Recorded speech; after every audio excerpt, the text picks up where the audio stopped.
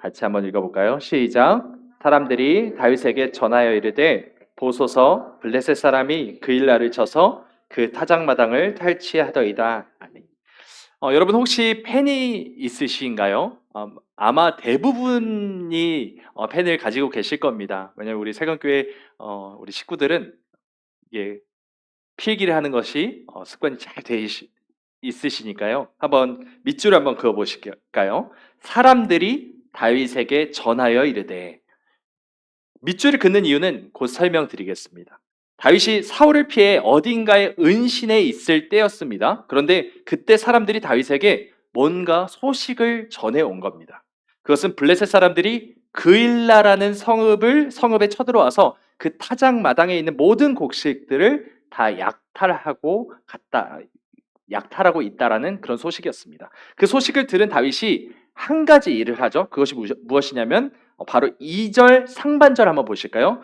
이에 다윗이 여호와께 묻자와 이르되, 여기도 한번 밑줄을 그어 보셨으면 좋겠습니다.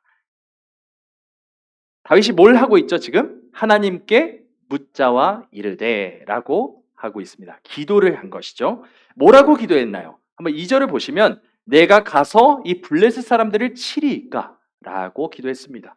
그리고 또 밑줄을 그어볼까요? 여호와께서 다윗에게 이르시되, 여호와께서 다윗에게 이르시되, 하나님이 다윗에게 응답을 하신 겁니다. 기도에 대한 응답을 하신 거죠. 그일라로 가서 블레셋 사람들을 치고 그일라 사람들을 구원하라 하신 기도의 응답이었습니다. 그럼 3절도 한번 보실까요? 3절은 이렇게 말합니다.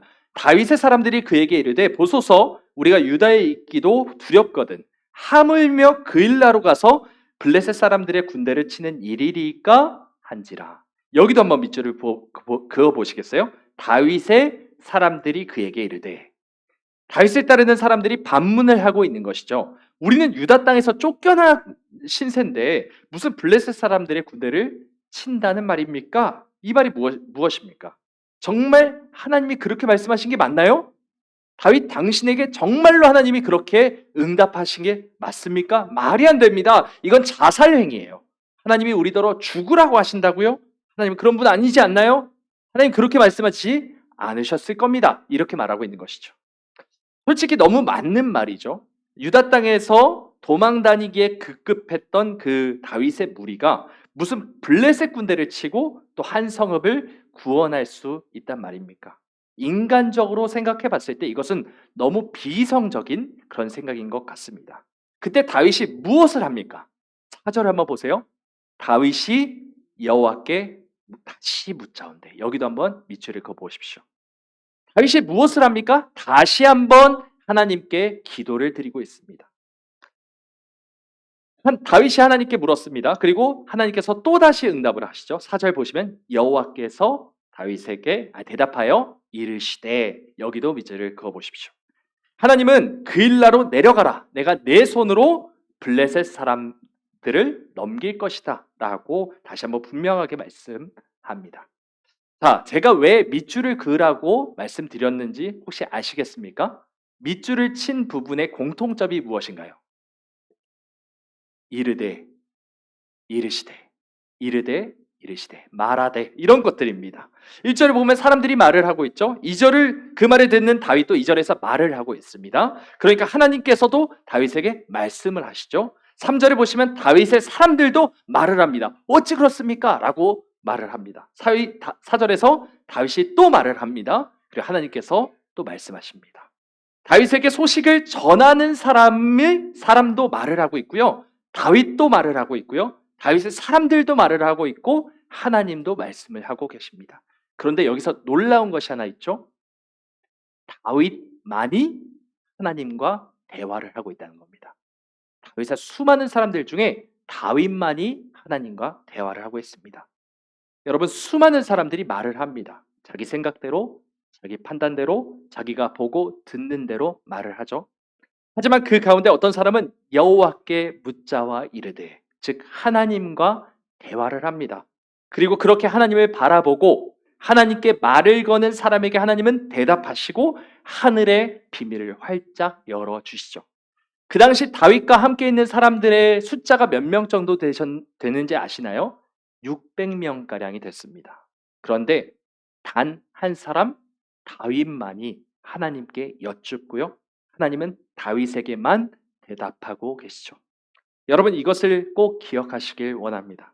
다윗도 하나님의 백성이고요. 다윗과 함께하고 있었던 그 600명 가량의 사람들도 하나님의 백성, 이스라엘 백성들이었어요. 하지만 단 한 사람 다윗만이 하나님과 온전한 대화를 나누고 있었다는 것이죠. 우리 가운데 기도한다라고 말하는 사람들 너무 많죠.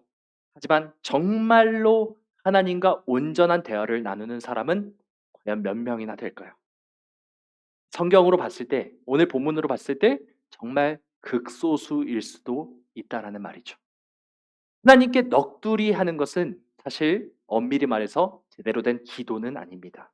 기도를 하는 이유는 내 마음의 원통함을 풀기 위한 것이 아니라 하나님을 만나서 하나님과 독대하고 대화하는 것이죠. 기도를 하는 이유는 내 마음의 소원을 이뤄달라고 떼를 쓰는 것이 아니라 하나님의 얼굴을 뵙고 하나님의 뜻을 알게 되기를 위한 것이죠. 하지만 수많은 사람들이 기도를 한다라고 명목상으로는 기도를 하지만 넋두리를 하거나 소원을 비는 데서 그치곤 하는 것 같습니다. 이것은 모두 다 자기 중심적인 생각이죠. 말만 하나님 아버지, 아빠, 아버지, 주여, 주여 이렇게 말할 뿐 사실 하나님과는 전혀 상관없이 내 욕심을 위해 헛된 말만, 허무한 말만 되풀이하고 있을지도 모른다는 것입니다. 경건의 모양은 있지만 경건의 능력은 부인하고 있을 가능성도 있다는 것이죠. 우리가 평소에 하는 말들을 한번 잘 돌아보길 원합니다.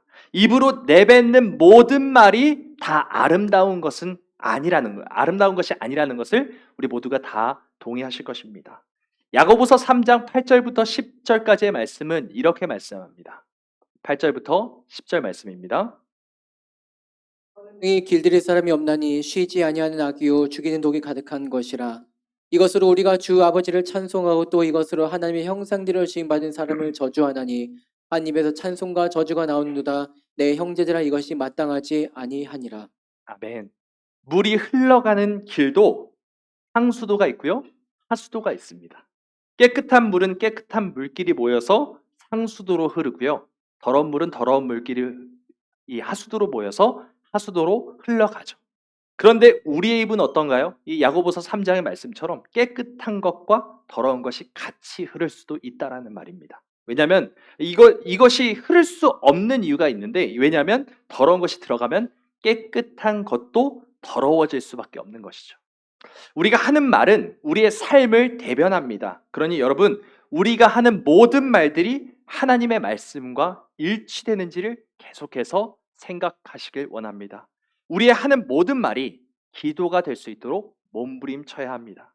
신명기 6장 6절부터 7절은 이렇게 말씀합니다. 오늘 내가 내게 명하는 이 말씀을 너는 마음에 새기고 내 자녀에게 부지런히 가르치며 집에 앉았을 때든지 길을 갈 때든지 누워 있을 때든지 일어날 때든지 이 말씀을 강론할 것이며. 언제 말씀을 말하라고 말하고 있나요? 언제요? 집에 앉았을 때든지 길을 갈 때든지 누워 있을 때든지 일어날 때든지. 이건 무슨 뜻인가요? 바로 이때만 하라고 하는 것인가요? 그렇지 않죠. 언제든지. 특정 순간, 특정 상황이 아니라 모든 순간, 모든 상황 속에서 하나님의 말씀을 읊어야 되고 선포해야 되고 자녀들에게 가르쳐야 한다라는 것을 말하고 있는 것입니다. 나의 모든 언어가 하나님의 말씀이 되어야 하고 나의 모든 입술의 말들이 하나님께 올려드리는 기도가 되어야 한다라는 말씀을 하고 있는 것이죠. 우리가 내뱉는 모든 말들이 하나님의 말씀이요 하나님께 드리는 모든 기도가 되기를 소망합니다. 먼저 두 번째입니다. 기도를 멈출 때 생기는 일입니다. 그렇게 훌륭한 믿음을 가진 다윗이었지만 그에게도 신앙의 권태기가 찾아와요. 항상 하나님을 찾고 하나님과 단독으로 대화를 나누던 다윗이었지만 그때 다윗이 어떤 일을 겪게 되는지 한번 보십시다. 사무엘상 27장 1절부터 2절까지 말씀인데요. 우리 함께 찾아서 여러분의 성경을 찾으셔도 좋고요. 우리 함께 한 목소리로 합독하겠습니다. 시작. 다윗이 그 마음에 생각하기를 내가 후일에는 사울의 손에 붙잡히리니 블레셋 사람들의 땅으로 피하여 들어가는 것이 좋으리로다. 사울이 이스라엘 온 영토 내에게 다시 나를 찾다가 단념하리니 단념하리니 내가 그의 손에서 벗어나리라 하고 다윗이 일어나 함께 있는 사람 600명과 더불어 가드왕 마옥의 아들 아기스에게로 건너가니라. 아멘. 아까 우리가 23장을 봤죠? 이 23장에서 나오는 다윗의 모습을 봤을 때 27장의 다윗의 모습은 너무 낯설기까지 하죠. 다윗은 지금 하나님과 더불어 대화하는 대신, 말하는 대신 뭘 하고 있습니까? 다시 한번 1절을 보십시오. 그 마음에 생각하기를 이라고 말하고 있습니다. 여기서 생각하다라는 단어가 아마르라고 합니다. 이 히브리어로 아마르는 생각하다는 뜻도 있지만 말하다라는 뜻이 있어요. 이 한글이 히브리어와 같을 수가 없기 때문에 번역 과정에서 이 절묘한 뉘앙스를 다 살릴 수는 없었을 거예요. 아무튼 다윗은 지금 아마르, 그러니까 말을 하고 있는 것입니다. 그런데 문제는 뭐예요? 하나님께 말하는 것을 그만두고 자기 마음에 말을 하고 있는 것입니다. 하나님을 거치지 않고 곧바로 자기 머릿속에 있는 인간적인 생각을 자기 영혼에게 말하고 있는 것이죠. 그 인간적인 생각이 무엇입니까? 이렇게 살다가는 언젠가 반드시 내가 사울에게 붙잡히게 될 거야. 죽게 될 거야. 그럴 바에는 차라리 이 가드왕 아기스에게로 투항하자. 그러면 사울이 나를 쫓는 것을 이제는 그만두겠지라고 생각한 겁니다. 이런 생각이죠. 물론 다윗의 입장이 여러분 공감이 안 가지는 않는 부분입니다. 제대로 발 뻗고 마음 편히 쉴 수 없는, 쉴 새 없이 휘몰아치는 죽음의 위협이 여러분 수년 이상 계속된다고 한번 생각해 보세요. 누구도 이런 생각 할 수 있겠죠. 다윗이니까 이 정도 버틴 것이지, 만약 이 자리에 서 있는 목사인 저도 1, 2년쯤 되면은 아마 이런 생각하지 않을까요? 아니, 오히려 이미 오래전에 넘어졌을 수도 있을 것 같습니다. 하지만 성경에 이르기를 하나님은 사람이 감당할 수 없는 시험을 허락하시는 분이 아니라고 분명하게 말씀합니다. 시험을 당하게 하시더라도 그것이 시험 당할 즈음에 뭘 내신다고 하시죠? 피할 길을 예비해 두시고 그것을 내시는 분이 바로 하나님이십니다. 그래서 우리가 능히 하나님이 주시는 그 시험을 잘 감당할 수 있도록 하신다는 겁니다.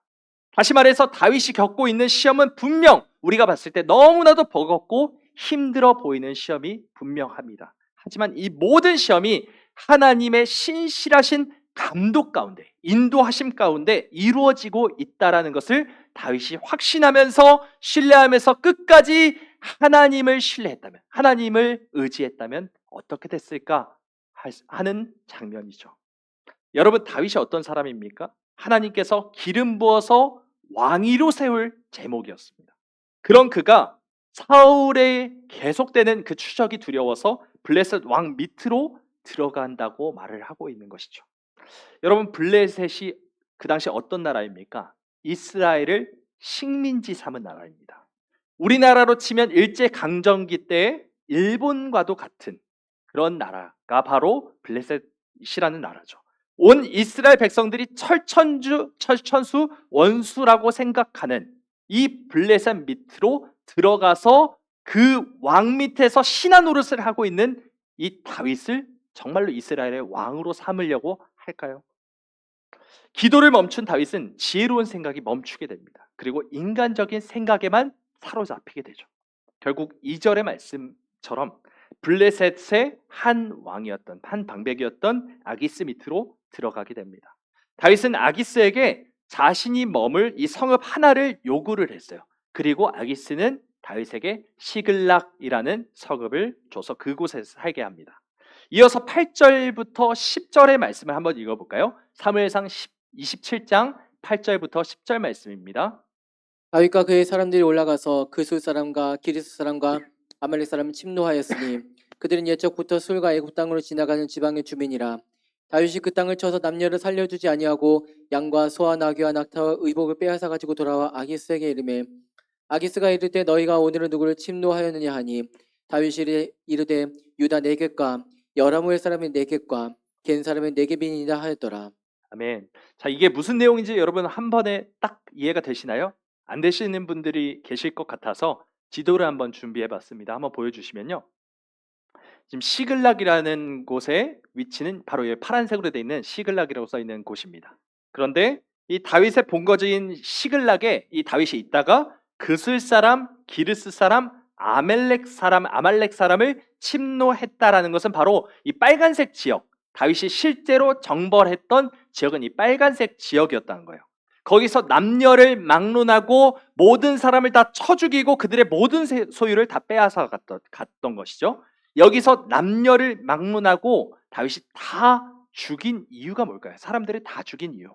하나님이 다 죽이라고 하셨기 때문일까요?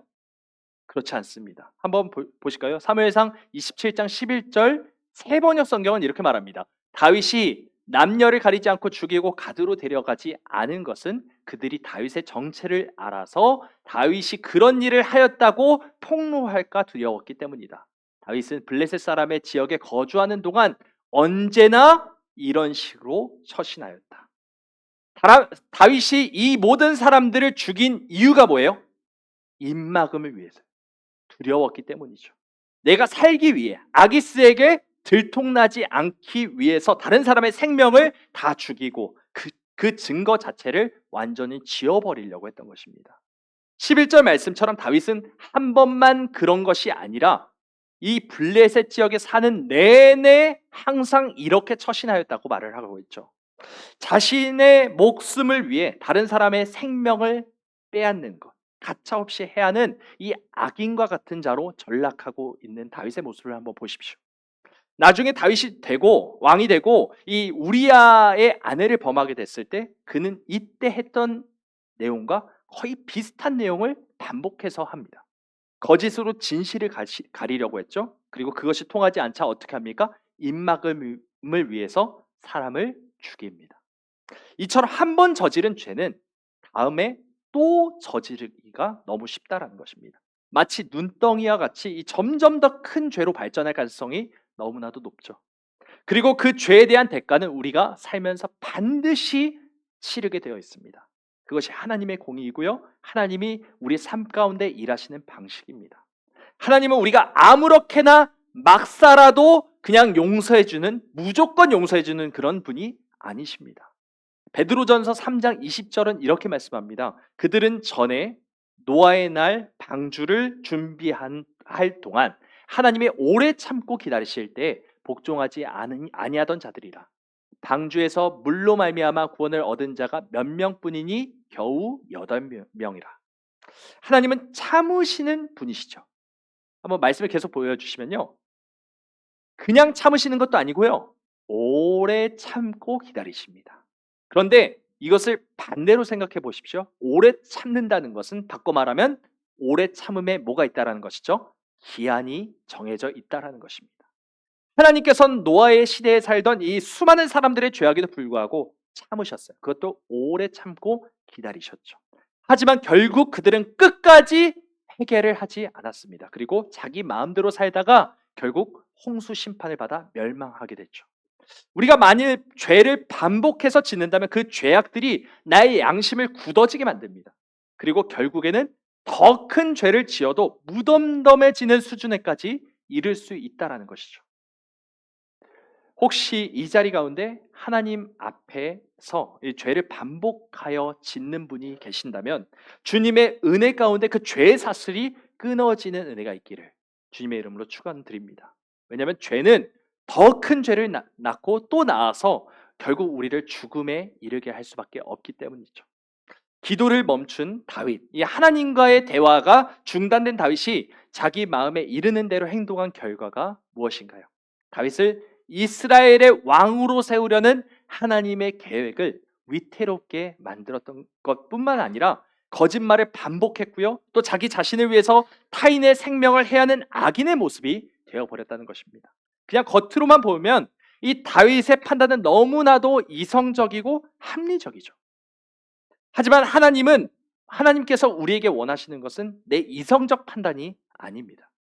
하나님이 원하시는 것은 무엇입니까? 설령 그것이 우리가 보기에는 미련해 보일지라도 심지어 미친 짓처럼 보일지라도 하나님의 뜻이 거기에 있다면 그 뜻대로 순종하기를 원하는 것이 바로 하나님이 우리에게 원하시는 것이죠. 예수님께서 걸으신 그 십자가의 길이 그런 길이고요. 수많은 믿음의 조상들이 뒤따라 걸었던 길이 바로 그런 길입니다. 하지만 기도가 끊어진 다윗은 하나님의 뜻과는 전혀 상관없는 결정을 내리고 맙니다. 그 결과 다윗은 끊임없는 죄의 수렁에 점점 더 깊숙이 들어갈 수밖에 없게 됐고 이제는 걷잡을 수 없는 수준에까지 이르게 된 것입니다. 하나님의 마음에 합했다고 칭찬받았던 다윗조차 이런 추악한 모습으로 전락하는데 여러분 우리라고 별 수 있겠습니까? 우리의 입술에서 기도가 멈추면 우리는 반드시 하나님 앞에서 죄를 범할 수밖에 없어요. 남을 해칠 수밖에 없습니다. 죄는 거짓말을 낳고요. 그 거짓말을 감추기 위해 더 큰 거짓말을 하는 것이 당연한 어떤 순리인 것이죠. 심지어는 그 진실을 감추기 위해서, 가리기 위해서 남을 해하는 일도 서슴지 않는 수준에까지 떨어질 수 있다는 것입니다. 우리는 이런 죄를 범하지 않기를 원합니다. 만약 이미 그런 죄를 범하고 있다면 그 죄의 사슬이 다시 한번 두동강 나기를 간절히 원합니다. 그것만이 우리의 영혼이, 우리의 삶이 사는 길이기 때문입니다. 우리 마지막으로 세 번째 한번 읽어볼까요? 시작. 기도를 다시 시작하게 하시다. 오늘 본문인 30장 1절부터 8절의 내용을 이해하려면 먼저 이 바로 전장인 29장의 내용을 간단하게 좀 설명드려야 될 것 같습니다. 이스라엘과 블레셋 사이에 또 다시 전쟁이 일어난 거예요. 이스라엘도 블레셋도 총동원령이 내려졌습니다. 그래서 블레셋의 부하로 있던 다윗도 예외가 안 됐어요. 이 결국 다윗은 이스라엘이 아니라 블레셋 편에서 군대 일부가 되어서 전쟁에 출전할 수밖에 없는 신세가 돼버린 겁니다. 하나님은 다윗의 머리에 기름을 부어서 이스라엘의 왕으로 삼으셨죠. 그런데 다윗은 기도를 멈추고 자기 마음대로 생각하다가 이런 함정에 빠져버리게 된 겁니다. 그 결과 하나님의 계획에 엄청난 차질이 일어날 수밖에 없게 된 것처럼 보이죠. 만약 다윗이 이대로 블레셋 군이 돼서 이스라엘과 싸우게 된다면 정말 돌이킬 수 없는 강을 건너게 되는 것입니다. 우리 삶에도 이런 일이 비일비재하게 일어납니다. 하나님께 묻지 않고 내 마음대로 행하고 내 생각대로 행동하는 경우가 얼마나 많이 있습니까? 하나님의 이름이 너희 때문에 이방인 중에 모독을 받는도다. 하나님의 이름이 너희 때문에 이방인 중에서 모독을 받는도다. 우리는 하나님의 말씀에 불순종함으로써 하나님의 이름을 먹칠할 때가 너무나도 많습니다. 사무엘하 12장 14절 상반절은 이렇게 말씀하죠. 이 일로 말미암아 여호와의 원수가 크게 비방할 거리를 얻게 하였으니 내가 하는 일로 인해서 하나님의 원수 사탄 마귀가 하나님을 비방하게 만들어서야 되겠습니까, 여러분? 영광스러운 하나님의 이름이 내 불순종으로 인해서 모독을 받아서야 되겠습니까? 이제 우리 가운데 영적인 대각성이 이 세강교회 가운데 우리 가정 가운데 일어나길 원합니다. 하나님의 영광을 위해서라면 나의 목숨조차 아끼지 않는 주님의 존귀한 자녀들이 분연히 일어나길 원합니다. 죽기까지 아버지의 뜻에 복종하셨던 그 예수 그리스도의 심장이 우리 심령 가운데 더 씌워지길 원합니다. 다시 한번 다윗의 이야기로 가볼까요? 다윗은 하나님의 계획을 큰 위협에 처하게 만들었습니다. 하지만 지식과 지혜가 충만하신 하나님께서는 다윗의 불순종과 이에 따른 큰 위협에도 불구하고 그분의 계획을 끝끝내 이뤄내십니다.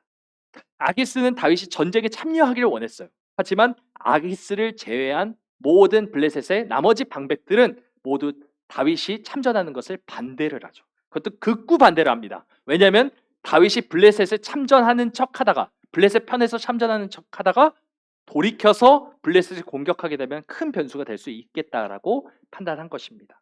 그래서 결국 격렬한 반대로 인해서 아기스는 하는 수 없이 그를 시글락, 다윗이 머물던 시글락으로 다시 내보내게 됩니다. 여러분, 우연한 일처럼 보이십니까? 그렇지 않습니다. 우리가 겪는 모든 일은 다 하나님의 손 안에 있는 것이죠. 하나님께서는 우리의 삶을 신실하게 이끄셔서 심지어 우리가 죄를 짓고 우리가 넘어짐에도 불구하고 하나님의 우리를 향한 하나님의 뜻을 모두 다 이루시는 분이 하나님이십니다. 하나님의 도우심으로 인해서 가까스로 전장에서 이탈하게 된 이 다윗은 사흘 만에 자신의 성읍인 시글락으로 복귀하죠. 그런데 이게 웬일입니까? 시글락에 도착해 보니까 시글락 성이 불에 타서 연기가 피어오르는 것입니다. 함께 한번 본문 말씀 30장 1절부터 4절 말씀을 같이 한번 읽어볼까요? 30장 1절부터 4절입니다. 같이 읽겠습니다. 시작. 다윗과 다윗과 그의 사람들이 사흘 만에 시글락에 이른 때 아말렉 사람들이 이미 네겝과 시글락을 침노하였는데 그들이 시글락을 쳐서 불사르고 거기에 있는 젊거나 늙은 여인들은 한 사람도 죽이지 아니하고 다 사로잡아 끌고 자기 길을 갔더라. 다윗과 그의 사람들이 성읍에 이르러 본즉 성읍이 불탔고 자기들의 아내와 자녀들이 사로잡혔는지라. 다윗과 그와 함께한 백성이 물기력이 없도록 소리를 높이며 울었더라. 아멘. 이것이 무슨 일입니까? 다윗이 아기스 왕을 따라서 전쟁에 나가 있는 그 타이밍을 누가 노린 거예요? 아말렉 사람들이 노린 겁니다.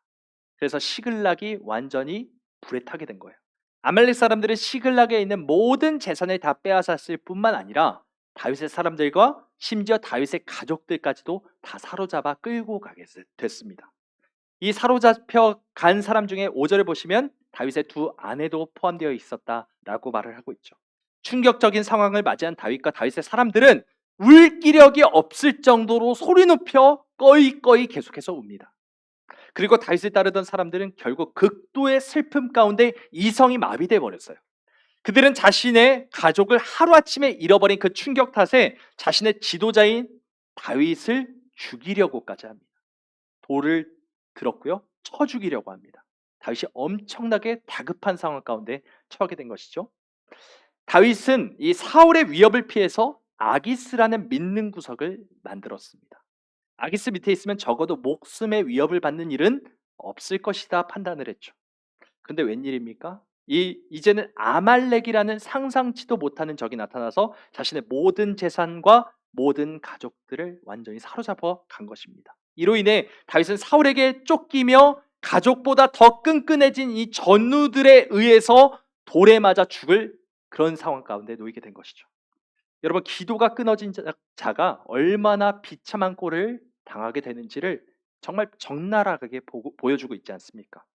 여러분, 룻기의 내용을 아시죠? 룻기에 나온 나오미를 한번 생각해 보십시오. 기근을 피해서 자신의 고향인 베들레헴을 떠납니다. 그리고 어디로 가죠? 무슨 땅? 모압 땅으로 갑니다. 그래서 분명 이 기근을 피해서 모압 땅으로 갔던 나오미와 나오미의 가족들이 있는데요. 인생 가운데 불어닥치는 모진 풍파를 피하기 위해서 감행한 그런 일이었습니다. 하지만 그 선택의 결과는 쓰디썼죠. 왜 그랬습니까? 나오미의 남편이 죽었고요. 나오미의 두 아들마저도 차례로 죽었기 때문입니다. 인생의 위협을 피하기 위해 인간적인 방법을 다 동원했건만 그에게 기다리고 있는 것은 인생의 더 큰 위협이었던 것이죠. 사랑하는 여러분, 내 생각, 내 방법을 기도보다 앞세울 수는 있어요. 그 방법이 잠시 효력을 발휘하는 것처럼 보일 때도 있을 것입니다. 하지만 그것은 너무 잠깐이에요. 그 후에 부작용은 어마어마합니다. 마치 나오미가 그랬던 것처럼 다윗은 기도 없이 내 생각대로 행동했던 그 부작용으로 인해서 죽기 일보 직전의 상황까지 처하게 된 겁니다. 목숨이 간당간당해졌어요. 그러자 다윗은 8절 말씀과 같이 행동을 합니다. 우리 함께 8절 말씀을 읽어보겠습니다. 시작. 다윗이 여호와께 묻자와 이르되 내가 이 군대를 추격하면 따라잡겠나이까 하니 여호와께서 그에게 대답하시되 그를 쫓아가라. 내가 반드시 따라잡고 도로 찾으리라. 아멘. 여러분, 어디에 빗줄을 그어야 하시겠습니까? 다윗이 여호와께 묻자와 이르되 여호와께서 그에게 대답하시되. 그렇습니다. 다윗의 기도가 회복이 된 것이죠. 나아가 하나님과 다윗 사이의 이 대화가, 교제가 회복된 것입니다. 인생 가운데 큰 문제가 찾아오자 다윗은 정신을 번쩍하고 번뜩 차렸습니다. 그리고 하나님을 의지하게 됩니다. 다윗이 한 것입니까? 다윗이 한 것이 무엇입니까? 아무것도 없죠. 만약 이런 문제가 없었을 때도 다윗이 하나님을 찾았을까요? 아니요, 오히려 더 안 좋아졌을 겁니다. 기도를 멈춘 다윗은 점점 더 큰 죄악의 수렁에 빠져들어가고 있었어요. 그 죄는 더 큰 죄를 낳았습니다. 양심이 멎어버리고 자기 합리화는 극단에 달합니다. 이 악순환을 끊는 것은 자기 자신이 아닙니다. 다윗 자신이 아닙니다. 누가 끊으셨죠? 하나님이 끊으신 거죠. 다윗은 자기 스스로 패망의 길을 선택했지만 다윗을 사랑하신 하나님은 그를 불쌍히 여기셨어요. 끝까지 포기하지 않으셨습니다.